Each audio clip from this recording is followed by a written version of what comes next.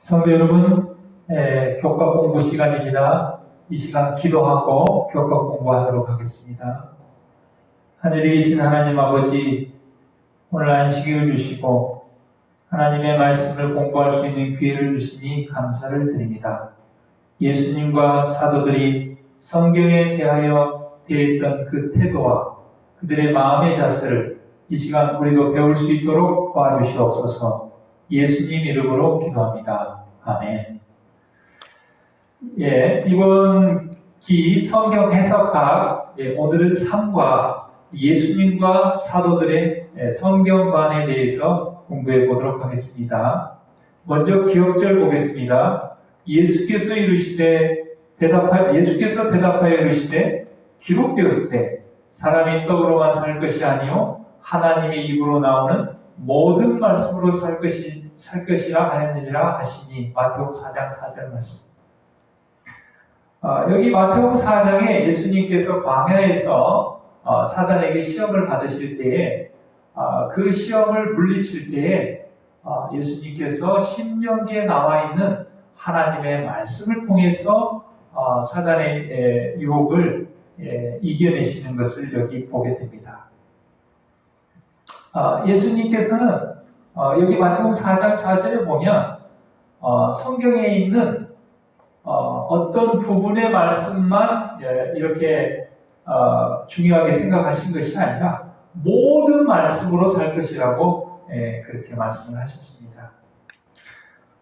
오늘날 그 많은 사람들이 현대의 어떤 그 철학이나 과학을 통해서 성경 말씀을 분해하고 해석하고 검증하려고 합니다. 그러나 예수님과 사도들은 성경 말씀으로 우리의 삶을 조명하고 우리의 생각들을 검증을 하셨다는 것이죠. 우리가 성경을 아무리 열심히 공부하고 성경을 연구한다 할지라도 성경을 다 이해하고 알 수는 없습니다. 왜냐하면 우리는 피조물이고 하나님은 창조주 하나님이기 때문에 그렇습니다. 그래서 우리는 성경을 연구할 때에 성경을 해석할 때에 첫 번째로 우리가 가져야 될 태도는 편견을 내려놓는 것입니다. 편견을 버리는 것입니다. 출애굽기 3장 5절에 예수님께서 모세에게 이렇게 말씀하셨습니다. 너의 선 곳은 거룩한 땅이니 내 발에서 신을 벗으라. 여기서 신을 벗으라는 것은 룻기에도 나와 있는 것처럼 내 권리를 내려놓는 것입니다. 내 생각과 내 경험과 이런 모든 편견을 내려놓고 있는 그대로 하나님의 말씀을 그대로 받아들이는 것을 이야기합니다. 하나님께서 모세에게 말씀하셨던 것처럼 우리가 성경 말씀을 대할 때, 이 거룩한 말씀을 대할 때 우리의 편견을 다 내려놓고 하나님의 말씀을 있는 그대로 받아들이는 것이 아주 중요합니다. 여기 신물교훈 112페이지에도 자신의 의견을 세우기 위하여 성경을 상고한다면 결코 진리를 찾지 못할 것이다. 여호와께서 하신 말씀을 배우려는 목적으로 성경을 상고하라. 하나님의 말씀에 순종하려는 마음으로, 하나님의 말씀을 배우려는 겸손한 마음으로 우리가 성경을 연구하라는 것입니다. 내 어떤 의견을 세우기 위해서, 주장하기 위해서 성경을 상고하는 것은 진리를 찾을 수 없다고 그랬습니다. 비슷한 경우로 우리가 성령을 부릴 수 없고 성령이 우리를 사용한다고 했습니다.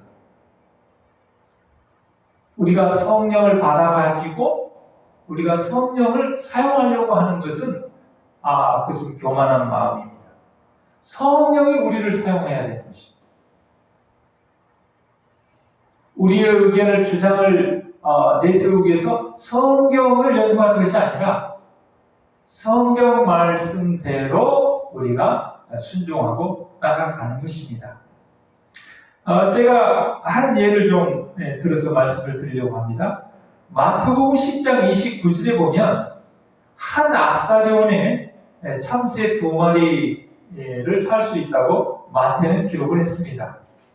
그런데 누가복음 12장 6절에 보면은 누가는 2아사리온에 참새 5마리를 살 수 있다고 했습니다. 마태복음의 말씀을 보면 한 아사리온에 참새 2마리면 2아사리온이면 참새 4마리가 되지 않습니까? 근데 누가는 5마리라고 했습니다. 그래서 어떤 사람들은 이거 수학적으로 성경은 맞지 않다. 성경은 틀렸다. 하나님께서는 더하기 빼기도 할 줄 모르신다. 그래서 성경은 믿을 만한 책이 아니다. 이렇게 이야기하는 사람도 있습니다. 이럴 경우에 우리의 생각을 가지고 성경을 판단해야 되겠습니까? 아니면 성경의 말씀을 그대로 우리가 받아들이고 성경의 말씀대로 우리가 이해하는 것이 좋겠습니까?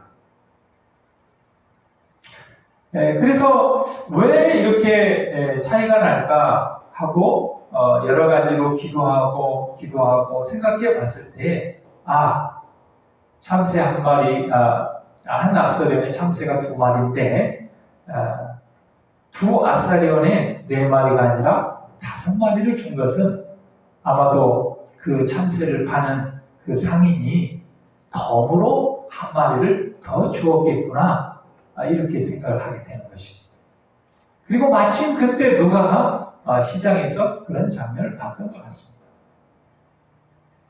그런데 자세히 보니까 덤으로 주는 참새는 건강하고 튼튼하고 큰 참새가 아니라 나약하고 연약하고, 그래서 그냥 돈 주고 팔기는 그렇고, 그래서 상인이 그냥 덤으로 주었을 것이라는 생각을 해보게 됩니다.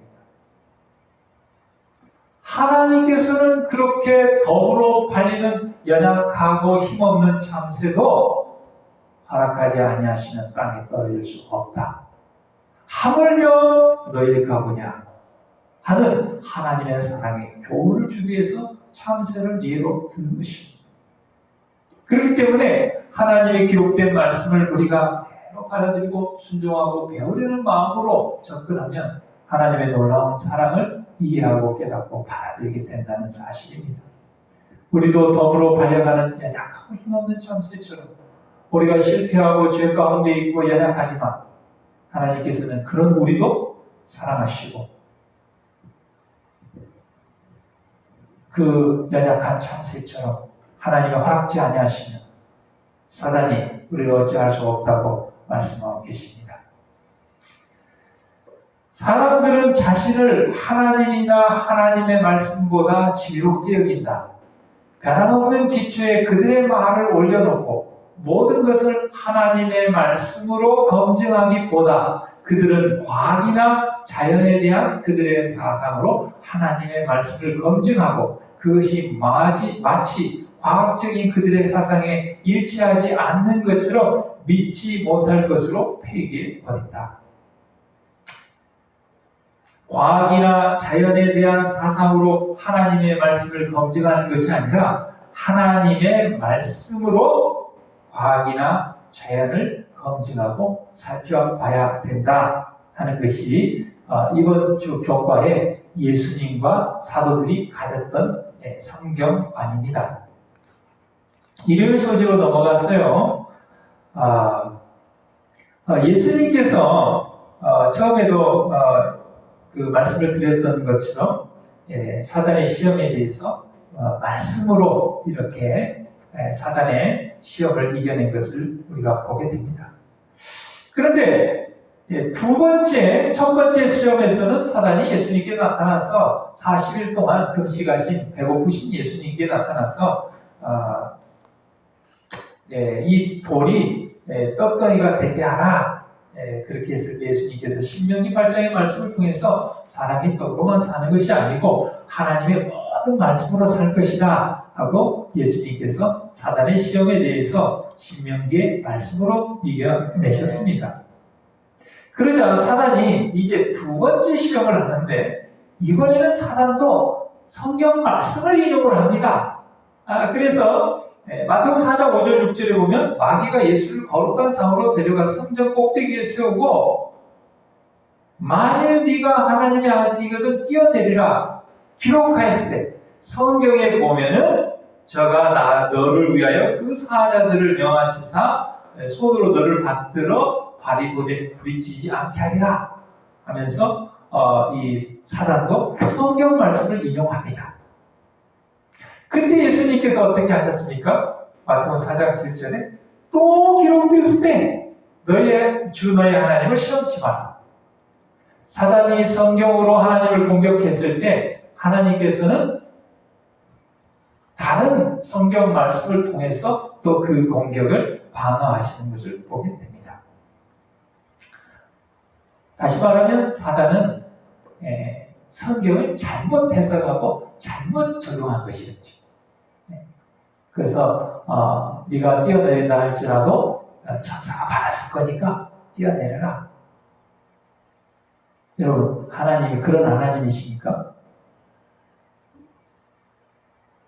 하나님을 그래서 예수님께서는 다른 성경 말씀을 통해서 하나님을 시험하지 말라. 하나님은 그런 분이 아니다. 그렇게 해서 또 다른 말씀으로 이겨낸 것을 보게 됩니다. 성도 여러분, 누군가 말씀으로 얘기한다고 해서 그 말씀이 올바로 적용되고 해석되었다고 볼 수 없는 경우도 있습니다.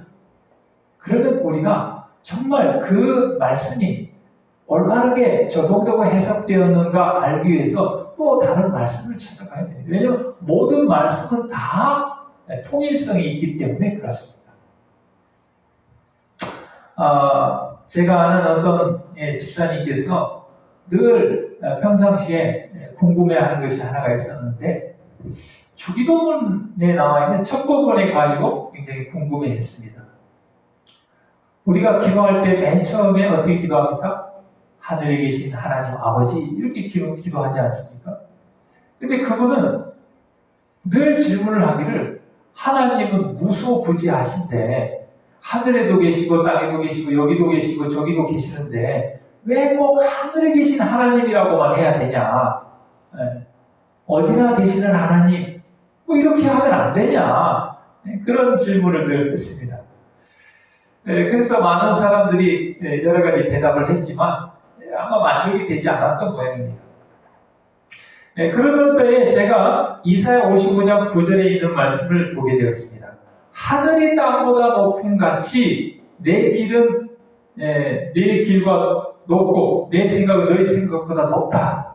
제가 이 말씀을 보고서 우리 그 집사님께 말씀을 드렸습니다. 여기 성경에 보니까 하늘이 땅보다 높음 같이 하나님의 길과 하나님의 생각은 우리보다 높다.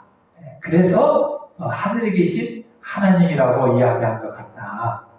그 장소적으로 하나님이 하늘에만 묶여있기 때문에 그런 것이 아니고 하늘에 계신 하나님이라는 것은 하늘이 땅보다 높은 같이 하나님의 길과 하나님의 생각이 우리의 길과 우리의 생각보다 높다. 그렇게 성경 말씀을 가지고 이렇게 설명을 하니까 이제 이해를 하시는 것을 보게 되었습니다. 그리고 저도 그 뒤로부터 기도를 할 때마다 하늘에 계신 하나님 하고 하나님의 이름을 부를 때마다 하늘에 계신 하나님이라는 이름을 부를 때마다 이사야 55장 9절 말씀을 늘 생각을 했습니다. 내가 기도하는 그 대상, 내 기도를 들어주시는 하나님은 하늘이 땅보다 높은 같이 하나님의 길과 생각이 내 길과 생각보다 높기 때문에 그분은 내가 생각하는 것 이상으로 우리의 길을, 나의 길을, 우리의 생각을 인도하고 지도하시리라 생각하니까 좀 기도할 때마다 정말 든든하고 믿음을 갖게 됩니다. 하나님께서는 이 세상에서 오직 성경만을 모든 교리의 기준과 온갖 개혁의 기초로 삼아 지지하는 백성을 가지실 것이다. 하나님께서는 정말 이 성경 말씀을 모든 교리의 기준이요, 개혁의 기초요, 품성의 시금석이요, 그렇게 하나님을 살아있는 말씀으로 여기는 하나님의 참 백성, 남은 백성을 가지고 바뀔 것이라는 것입니다. 이 마지막 때 그러한 사람들이 어떠한 위기도 어떠한 환난도 이겨내고 승리하게 될 것입니다.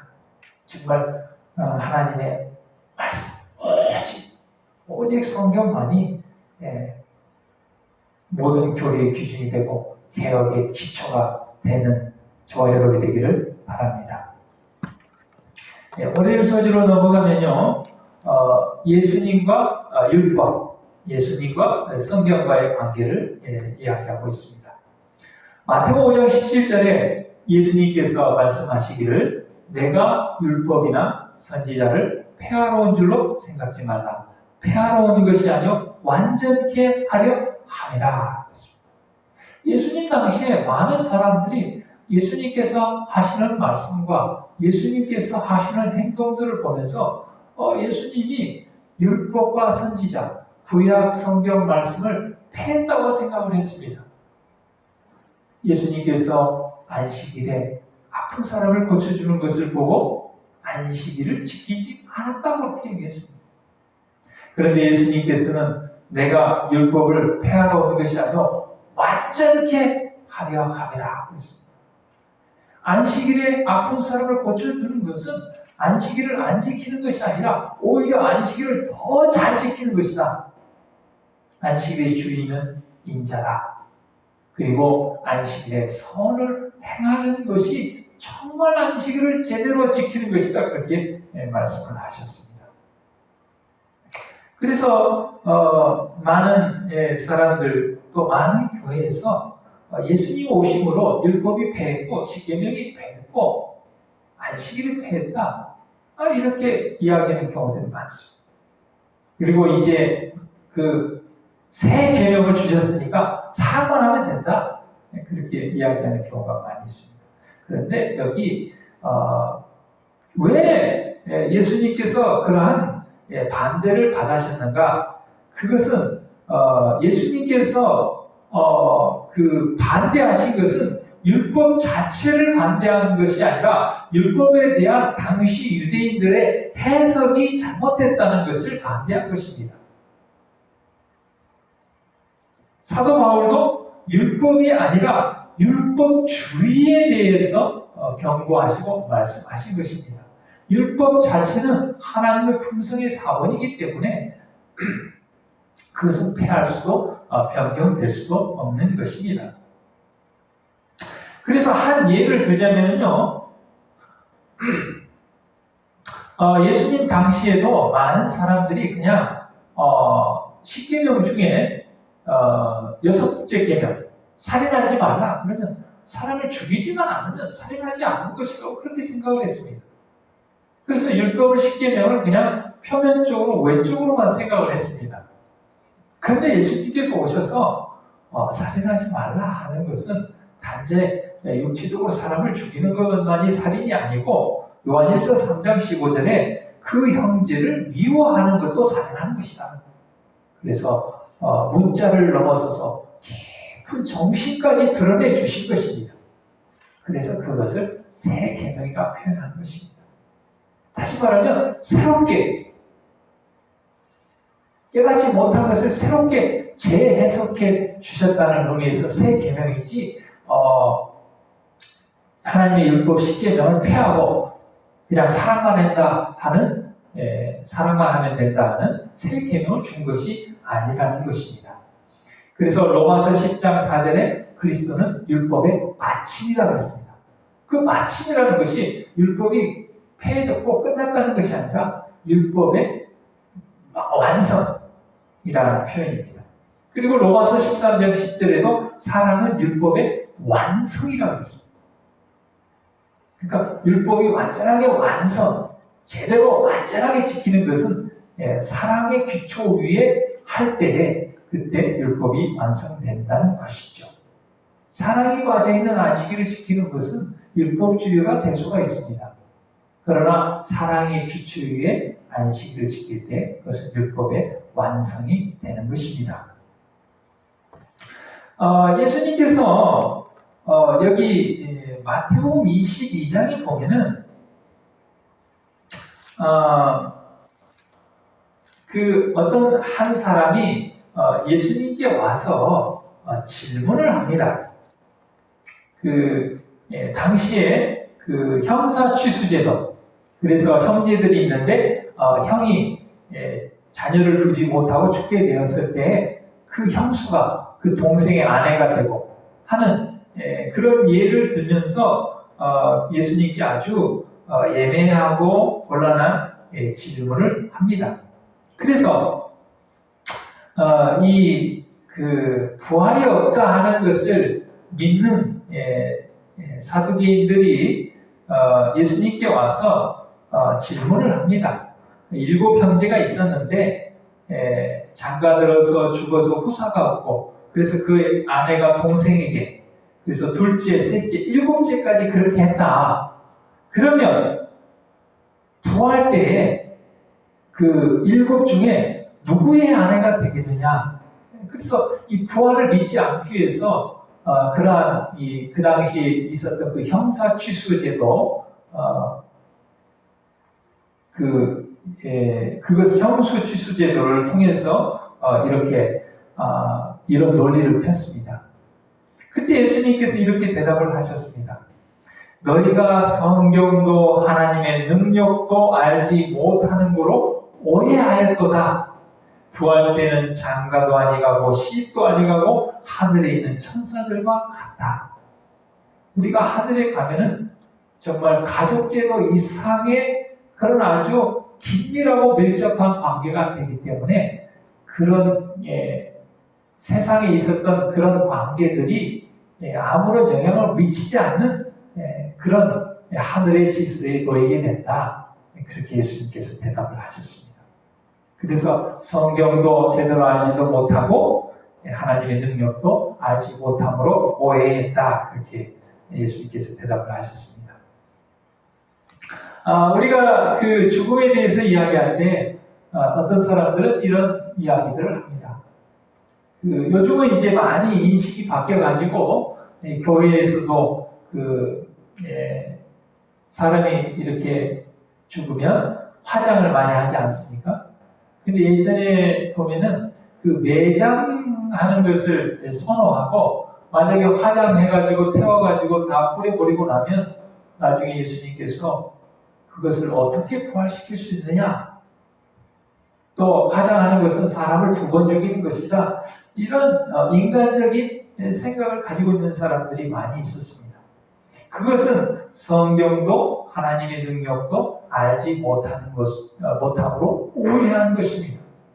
만약에 그렇게 생각한다면 그 초대교회에 그 다음에 중세 시대에 많은 그리스도인들이 화형의 순교를 당했습니다. 어떻게 보면 화장을 당한 것이죠. 그러면 그런 사람들을 예수님께서 어떻게 부활을 못한단 말입니까? 그렇지 않단 말이죠. 하나님께서는 흙으로 사람을 지으신 분이요, 무에서 유를 창조하신 창조주 하나님, 아무리 흔적도 존재도 없이 흩어졌다 할지라도 하나님께서는 그리스도 안에 잠든 자들을 부활시킬 수 있는 그런 창조주 하나님이라는 것을 우리가 믿게 되면 성경도 이러한 잘못된 사상도 오해하지 않게 되는 것입니다. 화요일 소지로 넘어가서요, 예수님과 모든 성경에 관한 것입니다. 예수님께서 엠마오로 가는 길에 2번에 걸쳐서 예수님에 대해서 내가 이렇게 부활했다 하고 부활하신 예수님을 이렇게 보여주면서 제자들에게 믿음을 갖도록 하지 아니하시고, 모세와 및 모든 선지자의 글로 시작하여 모든 성경에 쓴 바 예수님에 관한 것을 자세히 설명했다고 했습니다. 구약의 모든 성경은 어떻게 보면 예수님에 대한 예언입니다. 어디서 태어나고 어떠한 죽음을 당하시고 십자가에서 어떤 모욕을 당하시고 하는 모든 것들을 구약의 선지자를 통해서 또 모세오경을 통해서 이렇게 기록되어 있다는 것을 자세히 설명하면서 그 예언대로 하나님의 말씀이 그대로 성취되었다. 다시 말하면 예수님께서는 예수님 원하시는 대로 이 땅에서 하신 것이 아니라 예언의 말씀을 따라 성경을 이루려 하시리라 그런 말씀을 좀 많이 하셨습니다. 모든 성경의 말씀을 따라 예언을 성취하는 삶을 사셨다고 하는 것입니다. 그래서 왜 혹은 어떻게 라는 설명이 없이 사실들에 대한 꾸밈없는 진술만이 주어질 수도 있다. 그러나 우리가 그것을 깨달을 수 없을지라도 우리는 그것이 사실이라는 것을 인정해야 된다. 하나님이 그것을 말씀하셨기 때문이다. 그랬습니다. 그럼 어떤 말씀들은 설명이 안 되는 말씀들도 있습니다. 또 어떤 말씀들 우리가 깨달을 수 없고 이해할 수 없는 말씀들도 있습니다. 우리에게 설명이 되지 않고 우리가 깨닫지 못했다고 해서 성경 말씀이 틀렸다고 말하지 않았다는 것이죠. 우리는 그것이 하나님의 말씀이기 때문에 그것을 사실 그대로 인정하고 믿고 받아들이는 것이 필요한 것입니다.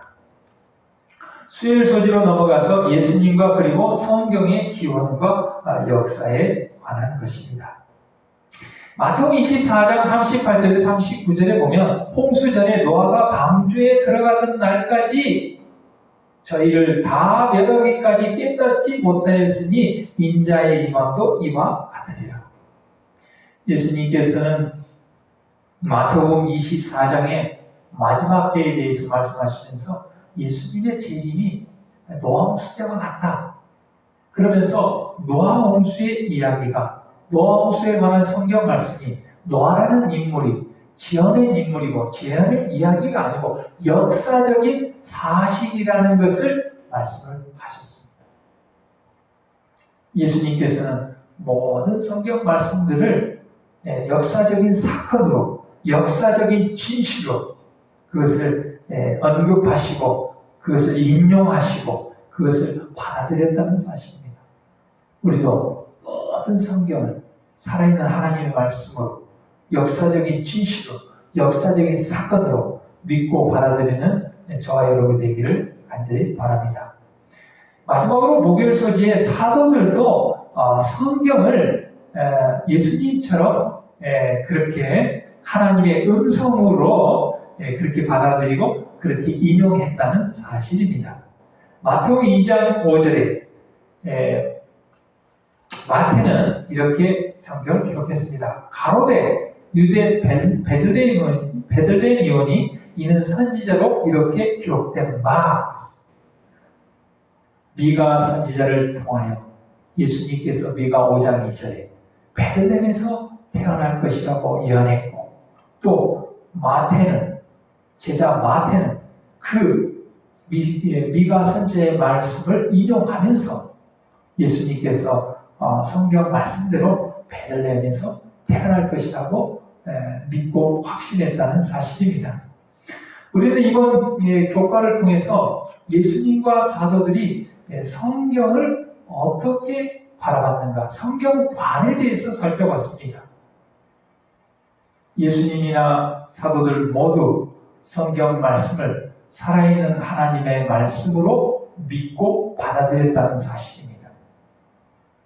우리의 관점으로 성경을 검증하거나 판단하는 것이 아니고 하나님의 말씀으로 우리의 삶을 검증하고 판단했다는 사실입니다. 우리도 예수님과 사도들처럼 그렇게 성경을 받아들이고 그렇게 성경을 믿고 그렇게 성경을 겸손하게 배우고 또 그렇게 성경 말씀에 순종하는 저와 여러분이 되기를 간절히 바랍니다. 기도하겠습니다.